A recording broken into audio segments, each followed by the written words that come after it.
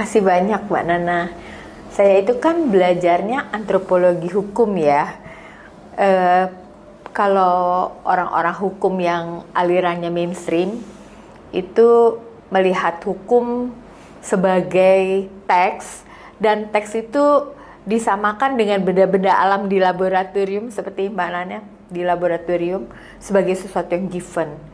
Jadi buat mereka yang namanya hukum adalah teks itu, dan teks itu dipandang sebagai sesuatu yang otoritatif karena dihasilkan oleh prosedur-prosedur konsen dari seluruh rakyat yang diwakilkan kepada parlemen.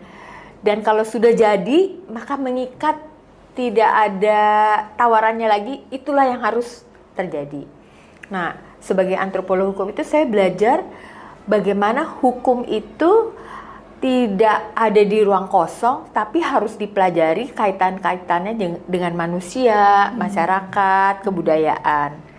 Lalu saya punya pengalaman ketika saya bertemu dengan para perempuan di lapas. Lapas itu apa sih singkatannya? Lembaga Pemasyarakatan di Tangerang.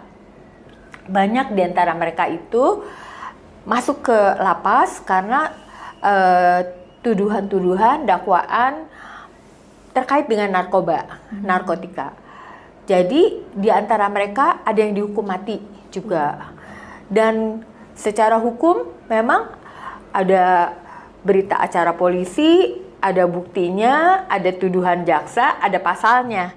Jadi buat mereka itu selesai melakukan tindak pidana mengedarkan narkoba, atau bahkan juga yang mengkonsumsi narkoba saja tidak dikirim ke rehabilitasi, tapi banyak yang di penjara juga.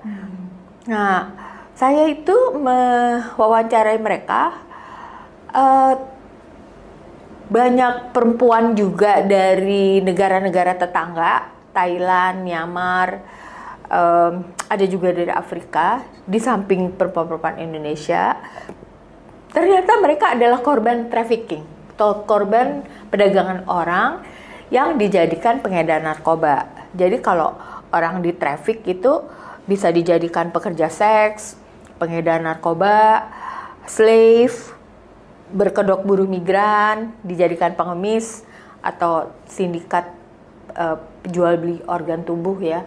Nah, jadi saya fokus ke yang pengedar narkoba itu karena atribut-atribut dari perdagangan orang saya temukan. Cara mereka direkrut dengan tipu daya segala macam, lalu cara mereka dipersiapkan untuk tunduk pada para pelaku yang sesungguhnya. Mereka dibikin jatuh cinta, dibikin jadi istri, jadi lover, dan seterusnya, sehingga mereka tunduk.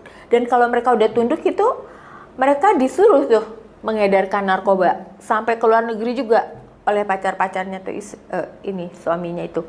Setelah itu nanti kalau mereka di luar negeri, kenapa harus dibawa ke luar negeri?